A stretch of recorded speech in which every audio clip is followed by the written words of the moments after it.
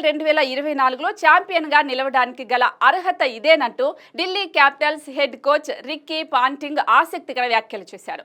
దూకుడైన బ్యాటింగ్తో ముందుకు సాగే జట్టే టైటిల్ సాధిస్తుందని అభిప్రాయపడ్డాడు. ఇక ఈ సీజన్లో కొత్త కెప్టెన్ పాట్ కమిన్స్ సారథ్యంలో ఉత్సాహంతో ముందుకు సాగుతున్న సన్ రైజర్స్ హైదరాబాద్ రోజుల వ్యవధి తమ రికార్డు తామే బద్దలు కొట్టింది. తొలుత ముంబై ఇండియన్స్ పై 277 పరుగులు సాధించిన ఎస్ఆర్హెచ్ ఆ తర్వాత ఆర్సీబీపై 287 పరుగుల స్కోర్ చేసింది. తద్వారా ఐపీఎల్ చరిత్రలో అత్యధిక స్కోర్ సాధించిన జట్టుగా రికార్డులకెక్కింది. ఈ పరిణామాల నేపథ్యంలో రిక్కీ పాంటింగ్ కీలక వ్యాఖ్యలు చేశాడు. ఇప్పటికే 2 సార్లు భారీ స్కోర్ చేసిన జట్టుగా ఎస్ఆర్హెచ్ రికార్డులు సాధించింది. కేకేఆర్ కూడా మా జట్టు మీద 272 రన్స్ స్కోర్ చేసింది. ఐపీఎల్ వంటి మేజర్ టోర్నీలో లేదా బిగ్ బ్యాష్ లీగ్ లో ఇలా ఎక్కడా చూసినా సరే లక్ష్యాన్ని కాపాడుకోగలిగి జట్లే విజయం సాధించాయి. అయితే ఈసారి ఐపీఎల్ మాత్రం భిన్నంగా సాగుతోంది.